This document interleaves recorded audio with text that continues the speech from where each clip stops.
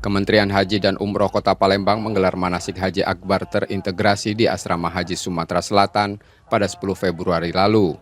Puncak kegiatan berlangsung 14 sampai 15 Februari 2026 saat calon jemaah haji menerima pembekalan intensif manasik dan teknis perjalanan haji 2026.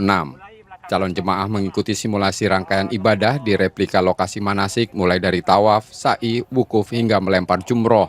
Materi tidak hanya tata cara dan bacaan ibadah, tetapi juga pembekalan teknis seperti prosedur selama penerbangan, penggunaan fasilitas di pesawat hingga tata cara sholat dan tayamum.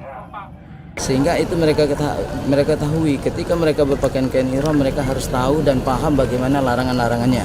Apa yang harus mereka lakukan, zikir-zikirnya bagaimana. Kemudian di Musdalifah mereka harus mengambil batu dan lain sebagainya.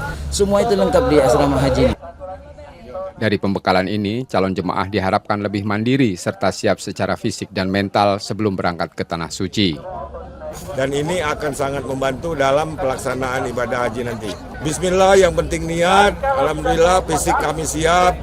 Mudah-mudahan Allah akan menolong kami semua ini. Sedikit sudah tahu lah. Kemampuan kita di sana nanti lihatlah nanti. Pokoknya kalau persiapan kita yuk persiapan. Maksimal mungkin Pak ya. Ya, semoga berhasil lah. Bisa sukses, bisa kembali dengan sehat.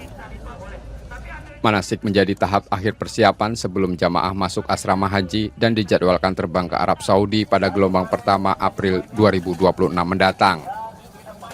Muhammad Reza Falepi, Kompas TV, Palembang, Sumatera Selatan.